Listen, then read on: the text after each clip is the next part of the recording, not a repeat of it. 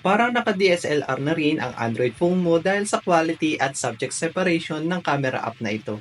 Mga pictures na ready to post on social media like IG at Facebook story. Kaya kung gusto mong subukan, panoorin mo lang ang video na ito. Para ma-download sa device nyo, kailangan muna nating i-download ang Camera 2 API sa Play Store at i-open ito para malaman natin kung gagana ba sa device nyo ang Gcam na ito. Kapag ang lumabas ay level 3 o full, ibig sabihin ay gagana sa inyo ang Gcam.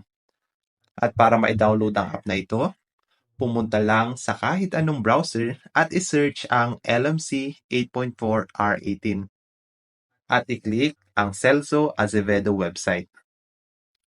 Pagkatapos ay pindutin ang Scan 3D at i-download anyway. Kapag natapos i-download, ay install naman ito at i-open. Bigyan natin siya ng permission para ang kanyang file ay lumabas sa ating file manager. Pagkatapos ay muli tayong pumunta sa any browser at i-search ang link na ito at i-download anyway. I-message nyo na lang ako para makuha nyo ang link. Pagkatapos i-download, pumunta tayo sa File Manager at hanapin ang ating dinownload at ilipat sa LMC 8.4 sa tabi lamang ng Files folder. Sa tabi lang po, hindi po sa loob.